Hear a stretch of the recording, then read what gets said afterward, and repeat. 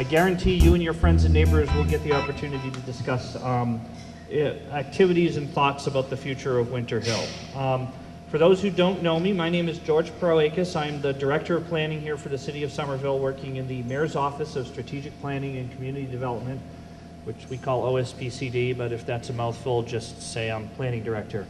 On behalf of Mayor Curtatone and those of us in his staff here tonight, we like to take the opportunity to welcome you to this evening's meeting, which is the beginning of what will be our, I'm going to lose count here, 5th neighborhood planning process, which comes off of our comprehensive planning process. Brad Rawson from my staff who's here tonight will detail a lot more of how that all works and what we're here for and what we're doing and why this is a great opportunity. I know some of you have also been participating in the Broadway streetscape work, which addresses one portion of the neighborhood of Winter Hill, and I'm very excited to have the opportunity to produce a neighborhood plan for Winter Hill. I don't know if many of you have seen these. They're floating around at the front table and stuff, but Gilman Square and the Lowell Street neighborhood right by the Lowell Street future Green Line station each have their own version of a neighborhood plan similar to this one.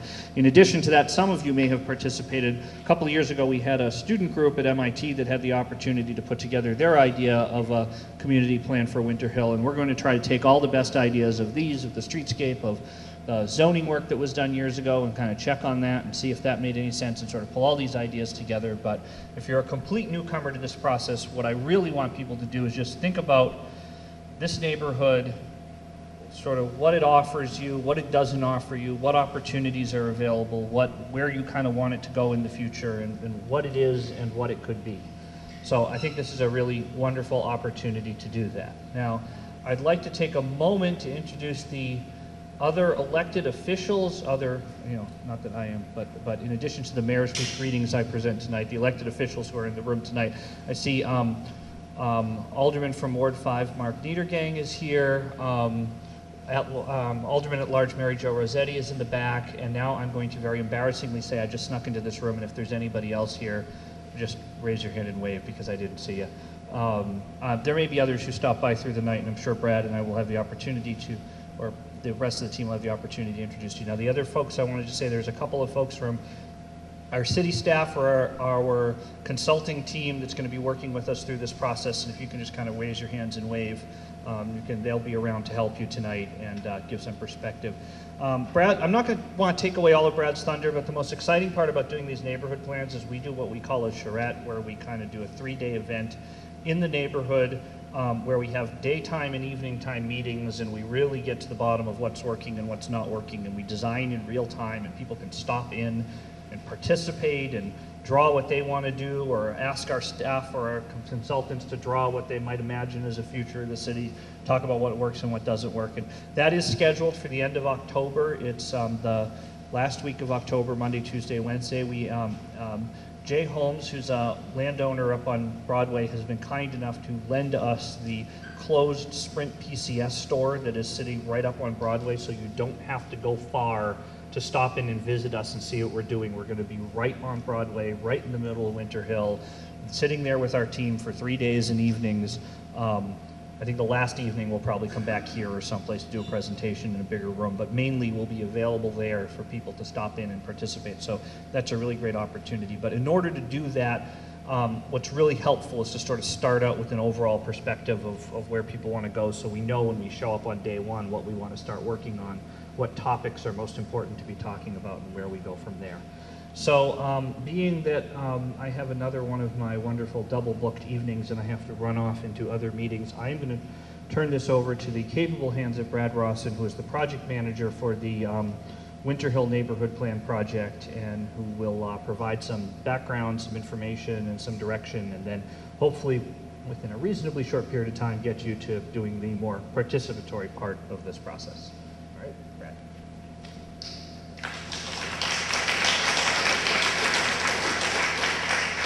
Good evening, folks. Well, thank you, George. As George mentioned, my name is Brad Rawson. I'm a Somerville resident.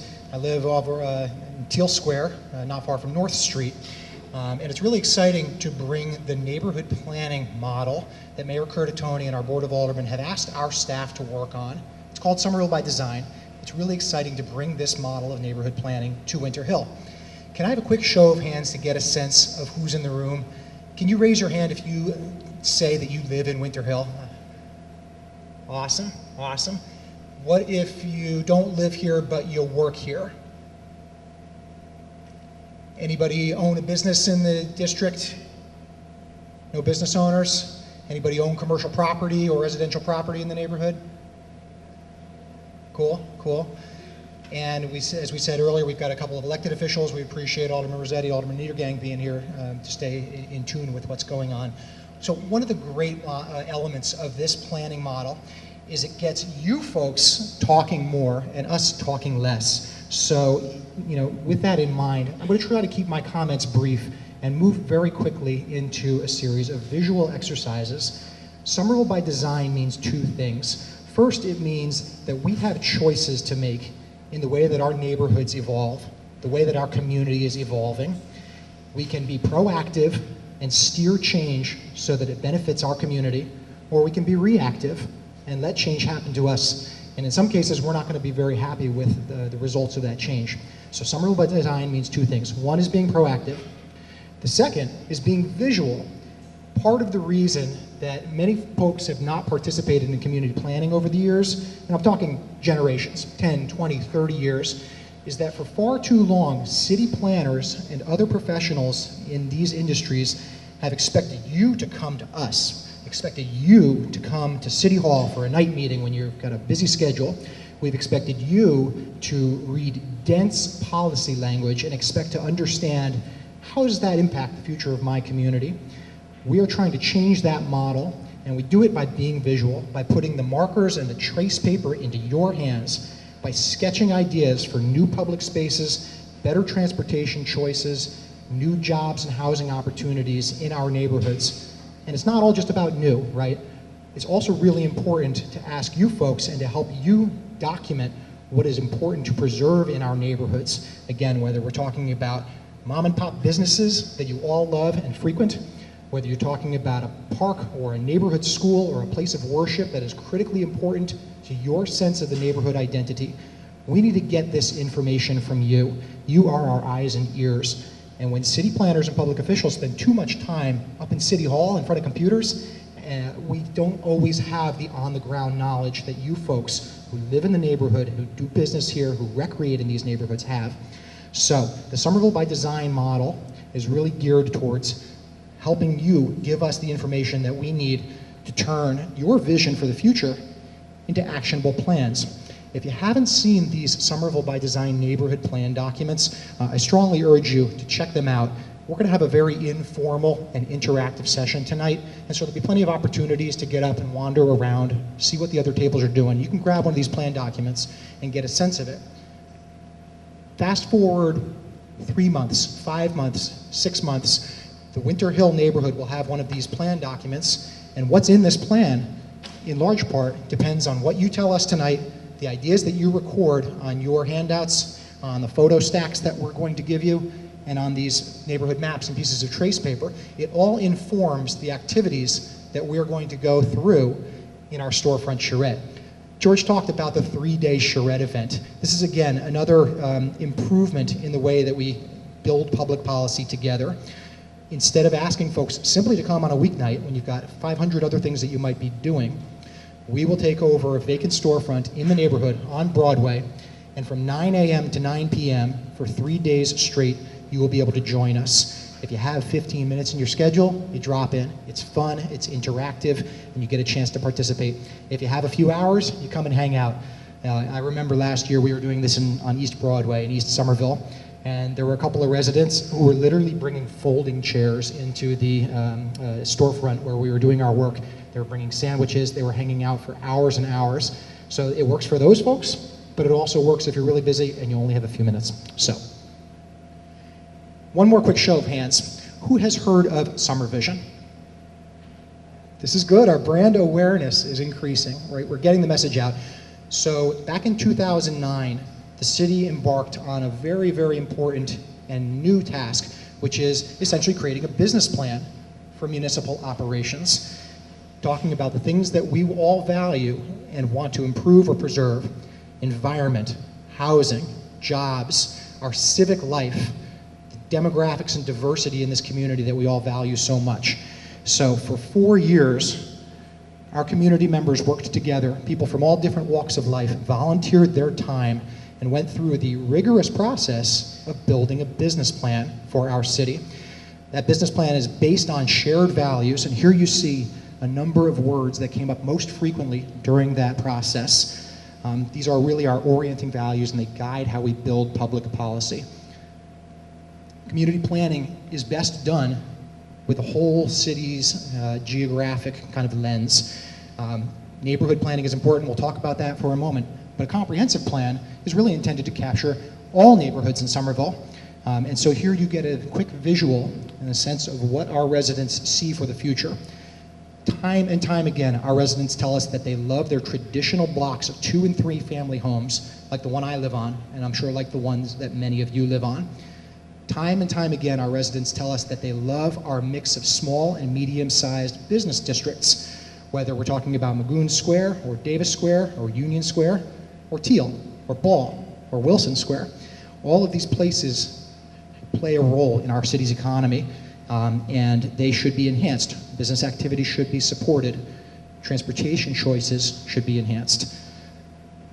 In certain areas, our residents tell us that it's important to think about larger scale change.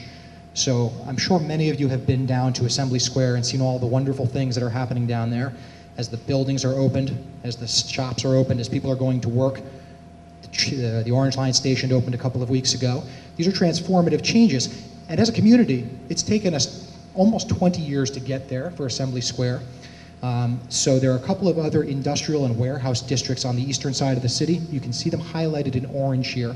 And the residents who participated in this summer vision process talked about planning for an orderly, organized transition away from warehouse uses, open storage, and scrap yards into mixed-use buildings, more job and housing opportunities, more walkability and civic spaces for our residents. And just like any good business plan, Summer Vision sets targets for performance. So we have identified as a community that we are interested in being more than a bedroom community. Keep in mind, today there are only about 20,000 jobs in Somerville, but 45,000 of our residents are in the labor force. So most of us leave town every day to work, right? People talked about the importance of making sure that more jobs are in Somerville. We also talked about making sure that there's more open space in Somerville. We have far too little open space. Today, there are about 180 acres of open space. And with a population of about 80,000 residents, that means that for every 1,000 of us, there's about 2 acres, maybe 2.5 acres of open space. That is very low by national standards. City of Boston, City of Cambridge, Washington, D.C., they all have 4, 5, 7 acres of open space per 1,000 residents. So the folks who participated in Summer Vision were interested in changing that metric as well. We all know that there's a housing crisis in this city today, and part of the reason is that there's not enough supply to meet demand. Our residents who participated in the Summer Vision process talked about the importance of building new housing to offer more choices for people of various means, various household types, various family sizes. And so the Summer Vision plan includes an important target for growing our housing stock by 6,000 units and making sure 20% of them, 1,200, are permanently affordable to people of low and moderate income. And of course, all this growth needs to be transit-oriented because we know that we can't build enough roadway capacity to handle that growth. So how does a citywide plan get transitioned into neighborhood planning? We actually have a great model, and it's from 35 or 30 years ago in Davis Square. Back when the Red Line was announced in the mid to late 70s, city officials, neighborhood residents, property owners, commercial business owners, and advocacy organizations came together and said, the Red Line is coming. We need a plan to manage how that construction is going to occur and what our Davis Square neighborhood is going to look like after the T opens. And you can find this document online. It's really, really exciting that back in 1982, our residents worked together to put together a business plan for the future of Davis Square. Many of the public spaces that we all love best about Davis, whether it's Statue Park, whether it's the community path, whether it's the kind of anchor office building with Harvard Vanguard, where the doctor's offices are and the public parking garage, all of those things are direct outputs of the neighborhood planning process in Davis Square in the early 80s. So it's been fun for us to hear from folks who've been around for a long time, many of whom participated in that process and are still here today. So we've asked them what went well, what didn't go well, and how we can apply those lessons today. Because obviously the Green Line is coming, right? And so it's super important that all of our neighborhoods have an opportunity to guide growth, to have these conversations about, can we get a new food store in the neighborhood? Critically important issue in Winter Hill, clearly. And you can see highlighted in the top right corner, folks in Davis Square back in the late 70s, early 80s were thinking about the same thing. That's one of the few recommendations of the Davis Square plan that didn't come to fruition, although there is an active proposal right now to bring a grocery store back into Davis Square. And here you see a 2013 vintage plan drawing. So, we are taking the Somerville by Design model around the city. It is very, very important to recognize that these things happen locally, that we offer each neighborhood an opportunity to really dive into the details, block by block, neighborhood by neighborhood, and make sure everybody has a chance to participate. So we try to make meetings fun.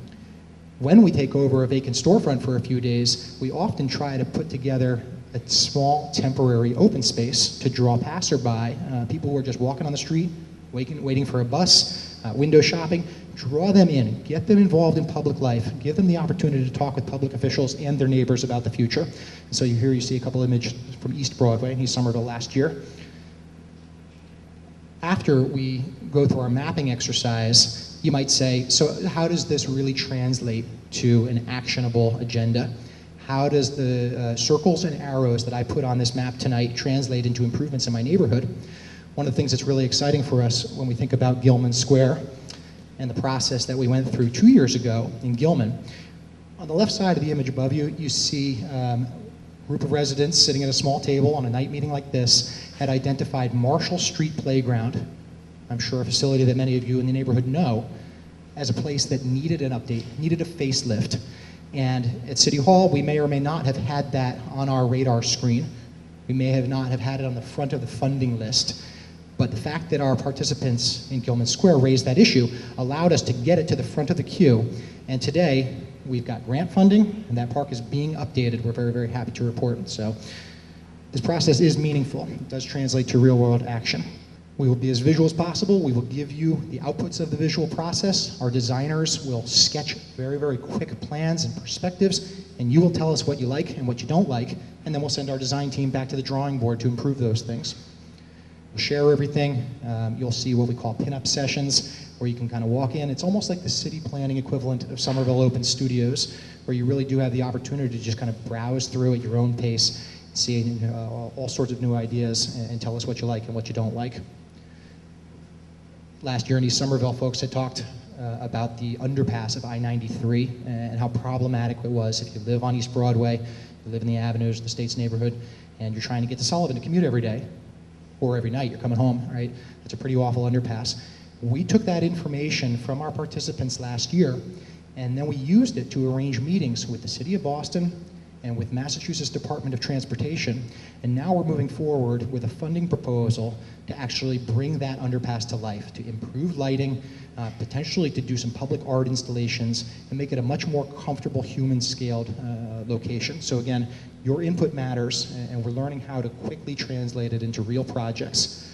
Has anybody heard of the Somerville Innovation Farm in the Edgerly School? Awesome, awesome.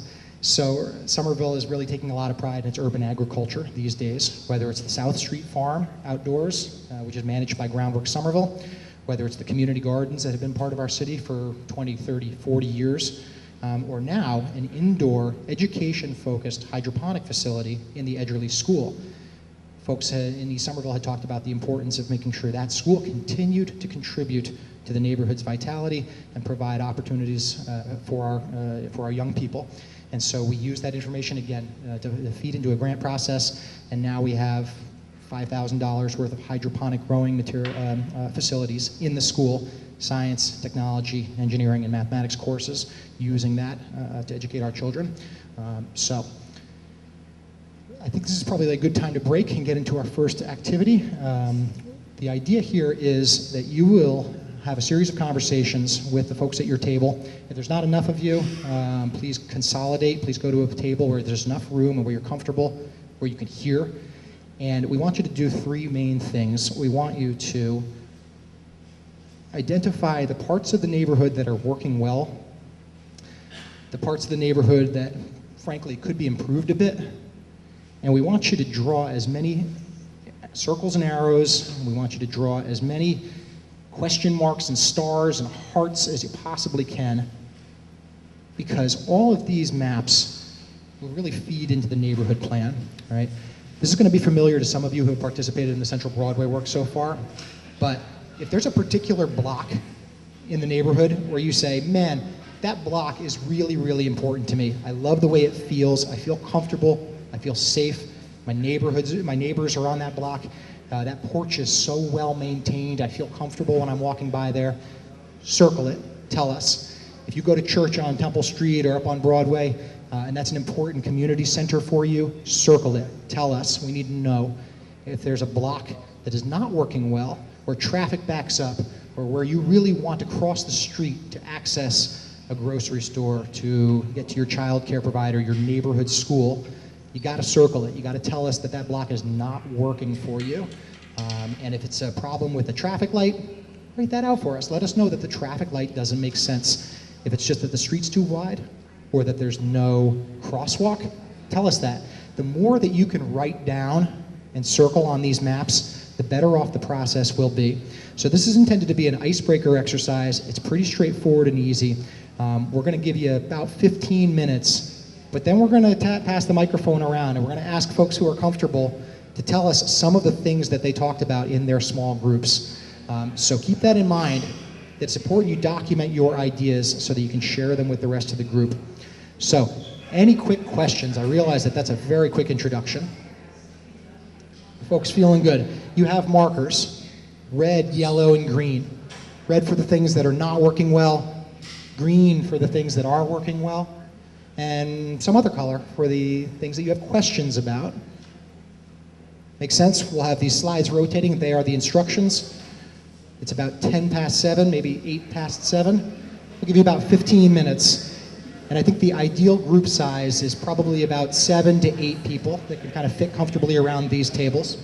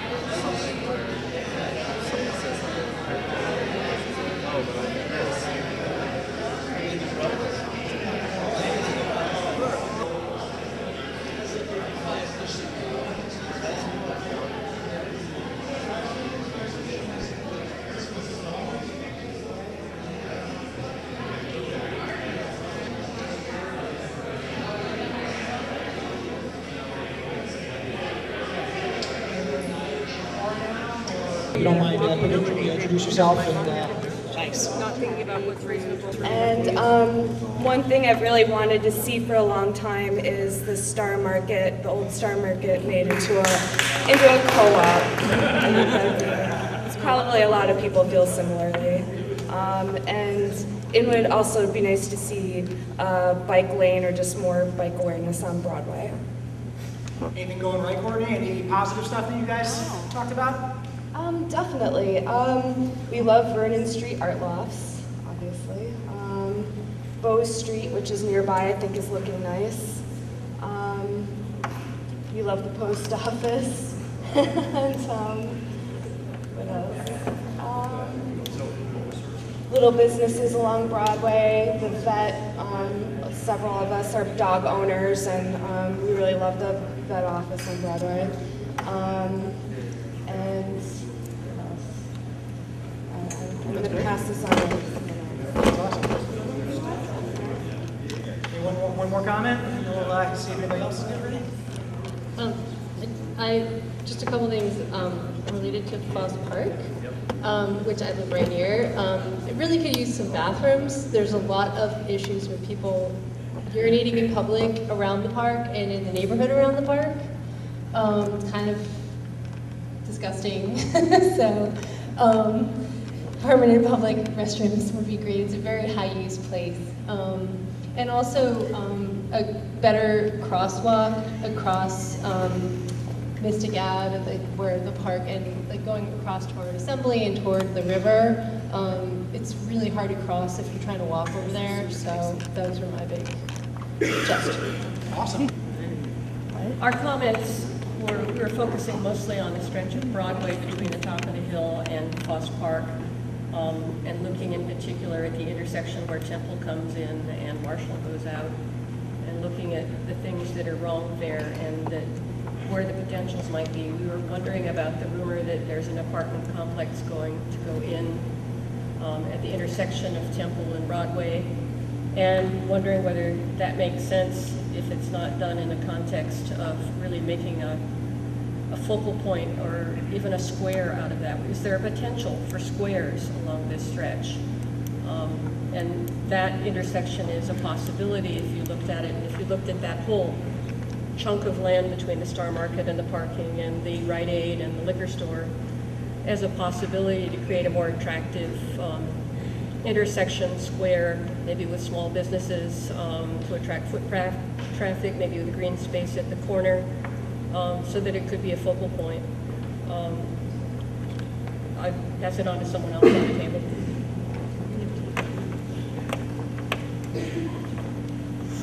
We were saying that any new development should at least have some sort of a setback. I don't know if that's written into ordinances or not, to create green space. To create green space in front of any new buildings that do go along the Broadway corridor. I feel frustrated because I think we have challenges at these other areas that did this same process.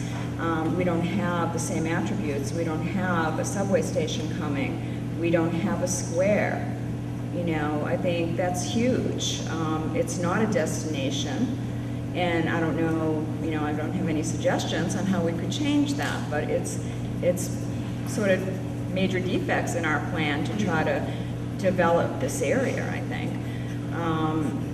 And we don't have a subway station, but one thing that the Hill has always lacked is a direct connect to the Red Line, even by bus.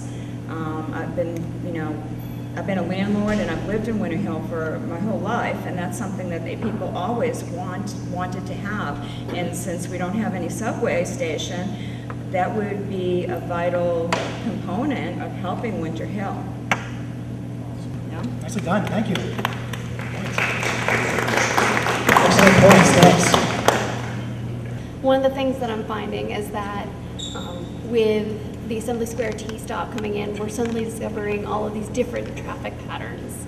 So, for instance, if you are taking the Orange Line and you're getting off at Assembly and you want to walk towards anywhere in the center of Winter Hill, you're going to walk under that really sketchy underpass under the pedestrian walkway, which it does exist, which for that I'm very grateful, but it's not maintained, it's not in good condition. You cross over to the Stop and Shop, and then there's no sidewalk to get you over to Foss Park. You're doing Sullivan as well. So it's one of those things where putting in the T-axis is fantastic, and it really gives a lot of accessibility and makes it a lot easier for people to get to. But then those same people who are using the public transport need to be able to continue the pedestrian path. Similarly, coming from the grocery store, we have the, as you mentioned, the traffic. Talking about patterns of use, So there's that hole in the fence, which is probably dangerous. But everybody knows it's super convenient, right? So it's one of those things where you think about it and it's like, this is we're getting to see what do people really want there. Maybe there should be a legit opening there that is not, yes, some sort of gate or opening that matches what people are actually using.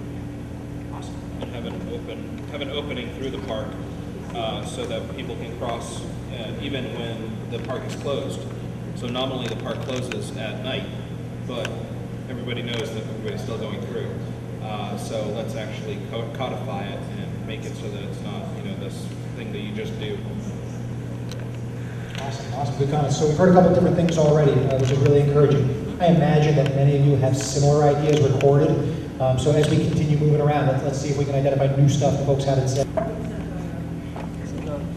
Speak directly. Also speak directly. So we talked a lot about pedestrian safety along Broadway and crossing the Graph and just sort of just in general, especially if we want to have a lot of good retail along Broadway, we need to have space for that people want to walk along. And so Broadway right now has a lot of traffic, and it just doesn't feel like a great place to walk.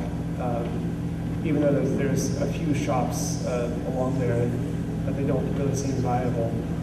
And we really liked Foss Park, of course, and also Sands Church area, and Paul Revere Park.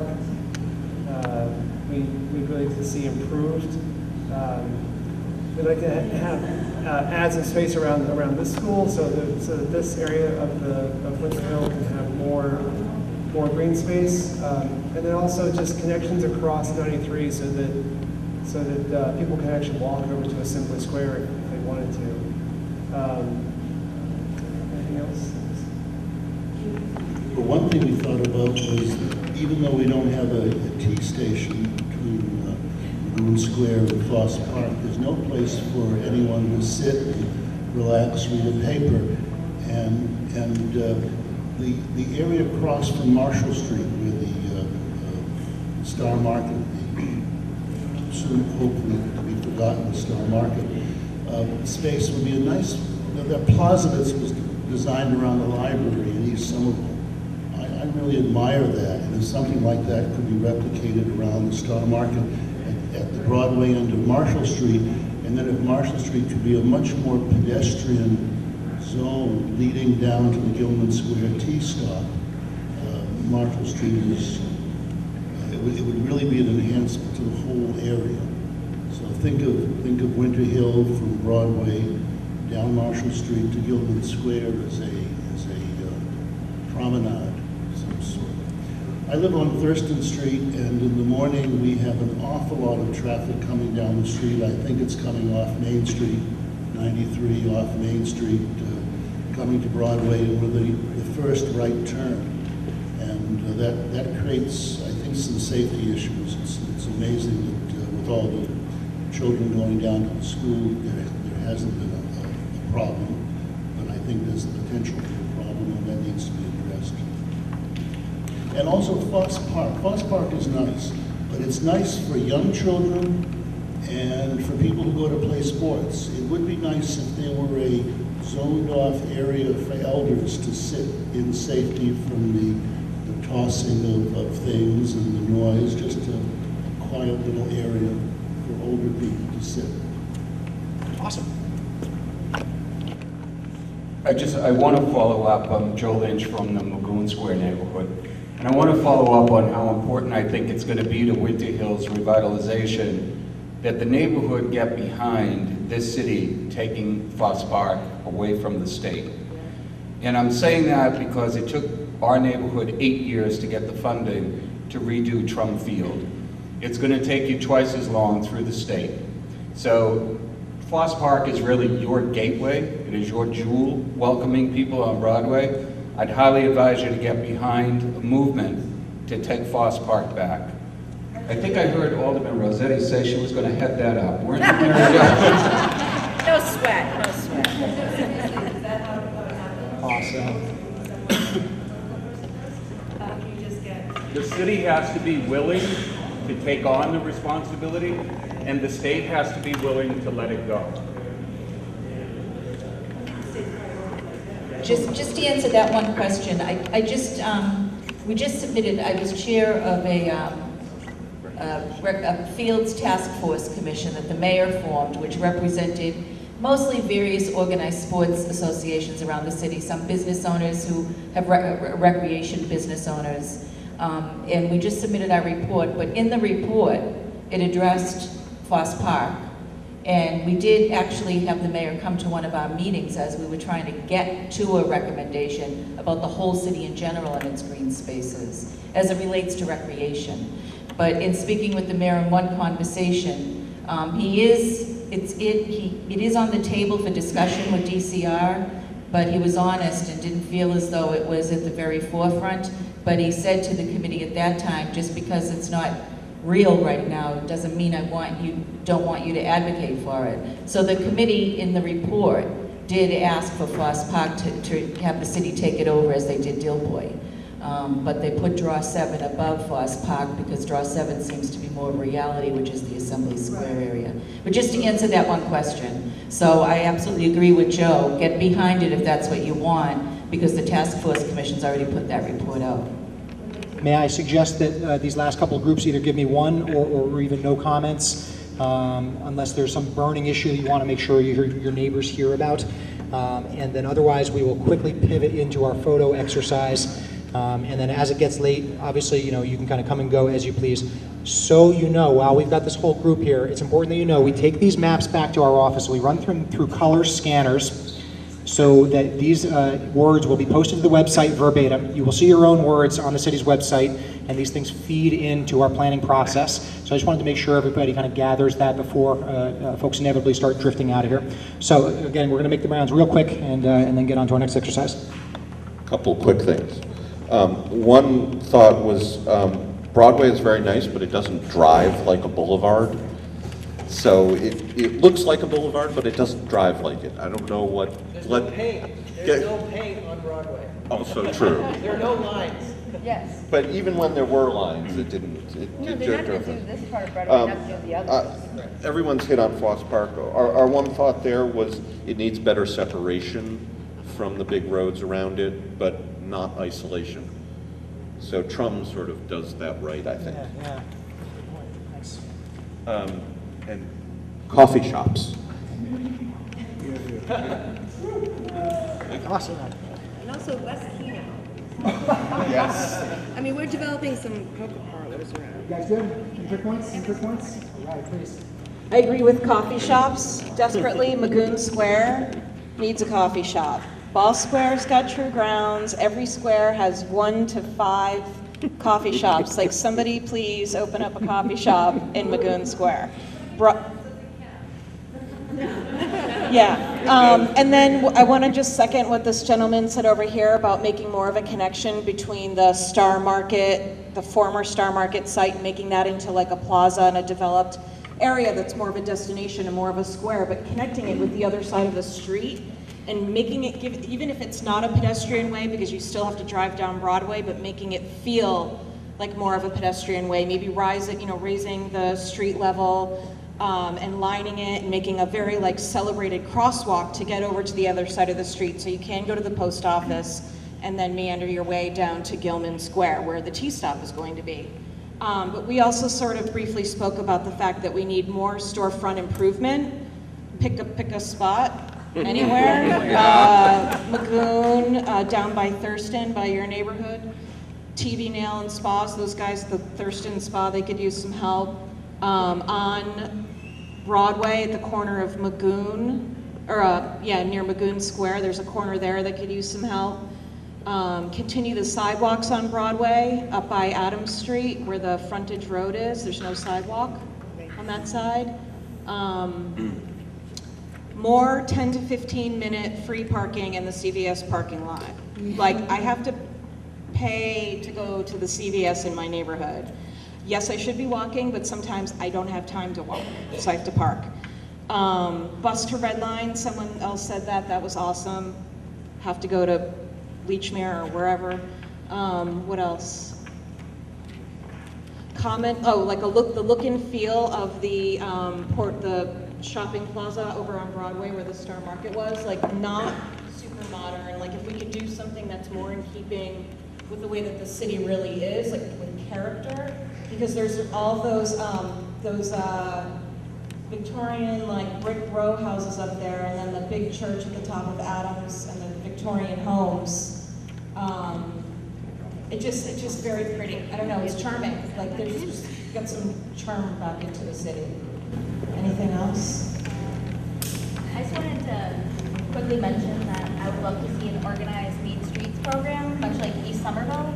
It seems to have brought in a lot of good businesses. It's really kind of consolidated their efforts to find what the people that live in the neighborhoods really want. So I would love to see something like what East Somerville is running, because it works really well, or it seems like it definitely has. The second exercise here that is really useful for table setting for a neighborhood plan deals with a point that was just raised. The point about traditional feeling buildings, buildings that were built 100 years ago and built to last, buildings that fit with their context regardless of what the architectural style is. These are things that we hear about from our neighbors, from our constituents all the time. And so I'm really glad it came up during our mapping exercise. What you have here is a stack of about 35 photos of buildings of all sizes and shapes, historic and modern, streetscapes with one-story retail, and mid-rise mixed-use buildings, walkable places, drivable places. Photo preference exercises, as we call them, a photo album, can be really, really helpful for the city and its partners as we talk about all of the energy that is coming into property rehabilitation, into new development. Many times, folks want to take the easiest way out, the lowest common denominator, whatever you want to call it. We have learned to use photo preference exercises or photo albums to actually inform design guidelines and neighborhood plan documents. What you see here is actually a little brochure that we put together based on this process in Gilman Square, Lowell Street, and Ball Square. And so we would like you to do three things as you look through this photo stack and get through as many of them as you can. First of all, in big, bold pen strokes, tell us whether or not what you see in the photo is consistent with your vision for the future of your neighborhood. It's a pretty general point to make with as large a neighborhood as Winter Hill. So if you want to be more specific, you can tell us if something works on Broadway, but not on Mystic. If something works on School Street, but not on Marshall Street or Temple, right? So we would like you to, again, write down as many things as you can. Circles and arrows. You're going to see a bunch of examples on the slideshow that's rotating up on the screen. You see some great examples from our neighbors in Ball Square, from Davis Square, from East Somerville. And they're critiquing what they see in the photos. Is the building in scale? Is the context consistent with our historical and traditional patterns? Does it look like the kind of place that you would want to hang out and mingle with your family? Or just something that you want to pass through? Could you see yourself in that photo? These are the ideas that we want to capture. There are 35 photos, and the more you can get through, especially with the neighbors, the more information we will have. So if this is not clear, please grab us, and we will help guide you. We'll give you probably about 20 minutes, 25 minutes in this case, and then for any party souls who are still around, we'll do another quick little report out, and we'll wrap up and talk about getting ready for our 3-day charrette at the end of October. Thanks, everybody. I'm going to just find all the modern ones and be like, I hate that. Oh, I love this. It's a little bland, too. Generic, maybe? No, generic. But nice. But nice. Like I wouldn't mind walking down that road.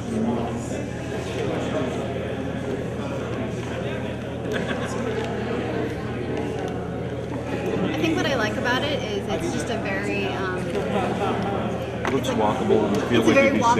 Yeah. It looks very safe, it looks walkable, it's got a little bit of like green, which is nice, but it's basically got all these like little, I mean like one of the things I love about Somerville is we only look to buy in Somerville because it's quirky.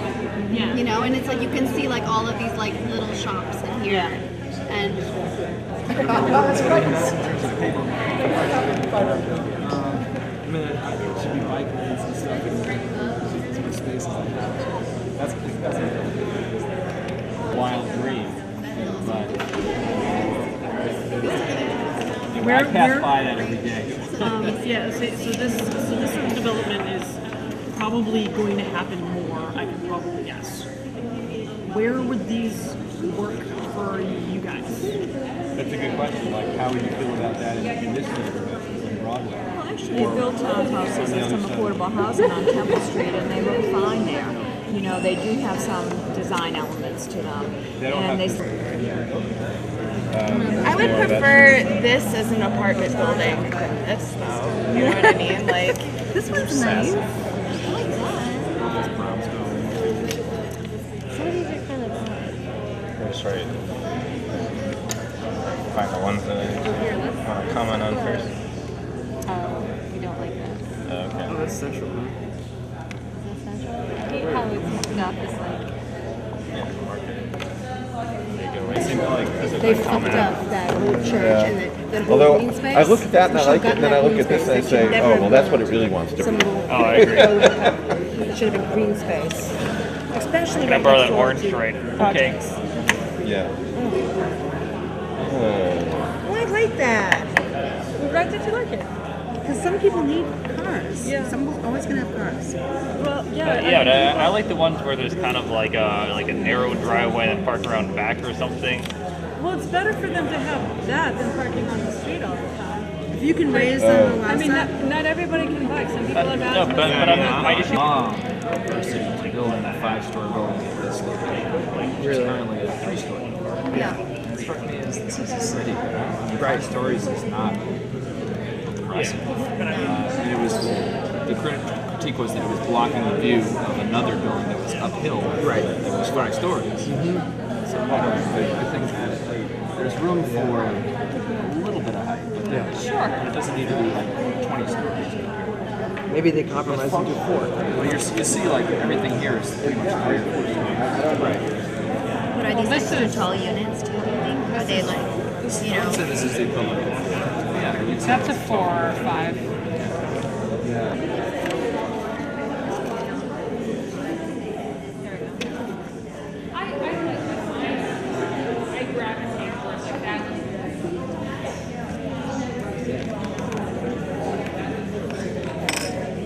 The problem is there doesn't seem to be anything in between this and this. So I would say this is an example. It's close, yeah.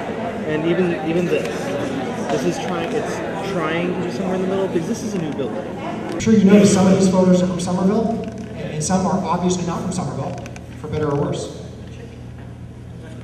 Okay, our light one is the one where we have the guy in the rocking chair sitting in front of the stores with the trees and just, now if we could get that on Broadway, we'd be all set. That was perfect. And then we have the boxes. And actually somebody said they liked it in our group, but we won't say who. Awesome, thanks. If you're curious as to where these photos come from, feel free to grab me. I think I know off the top of my head where all of them are from. Who's next? Anybody? Yes, please.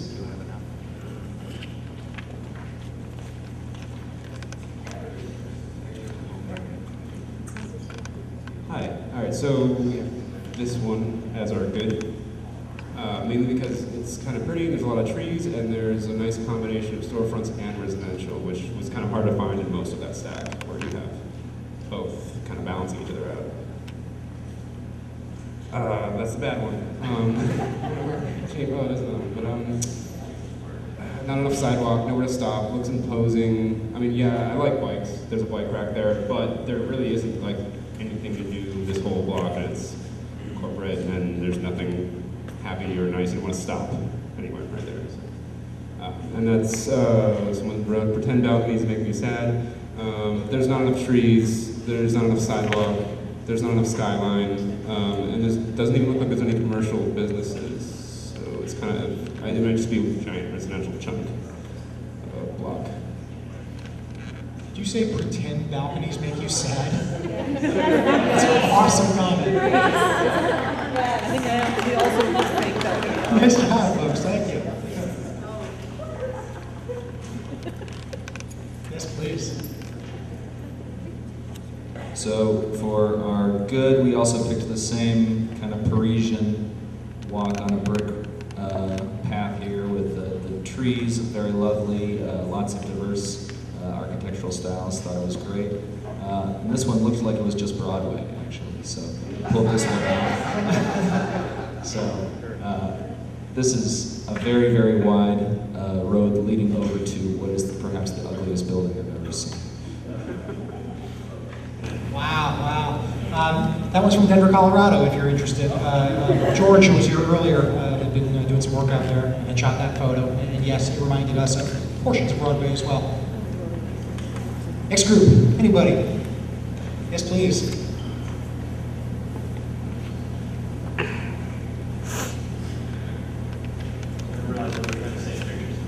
Glad to see the sidewalk one came up, because that definitely was the best picture, whoever was that. But there are two here. Both of these are supposed to be positive suggestions, one through positive reinforcement, one through negative. This is one of the single-family homes we saw somewhere, and somebody at our table really pointed out the fact that they had taken the time to get a little bit of green space in the front, which was nice, and something that's not wildly common around here, obviously. And then on the other one, I'm not sure if this is a local shot or I didn't recognize it myself, but two sort of negative meant as positives. The scuzzy sidewalk would be nice to see that much redone in some way, shape, or form. And then, of course, the ubiquitous wiries hanging all over Hell's Half Acre and Somerville. It sure would be nice to get those cleaned up, because those are an eyesore all over the place.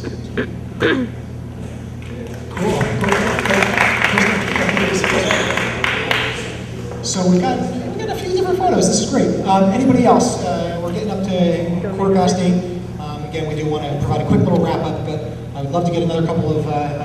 One of the things we noticed about this one here is that this kind of development happened in like the 70s and 80s, and it got a little sad after a while, and it's just a big, huge road, and we'd kind of like to be able to access those roads with bikes and cars and be able to walk there a little bit. Also, there's no sort of local identity. Our table is really kind of hooked on the idea that Winter Hill is lacking some sort of like an actual identity. There's no real public art here.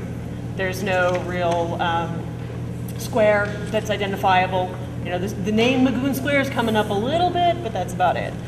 And then in this one, the thing that I kind of like the most is that it actually used the existing structures and didn't become these kind of new, slightly historical looking big boxes for mixed use models that kind of make a cookie cutter thing happen across the board. It used the character of the neighborhood in order to reinforce that identity. And someone said that the ground garages that drive in directly off the road were not a happy thing for her, because it makes that road not walkable. It becomes that place for the cars instead of the sidewalk for the people. It's kind of the diametric opposite of a front porch. Yeah. As we mentioned, we will scan all these photos, we will capture your handwriting, we will also transcribe it into databases and spreadsheets.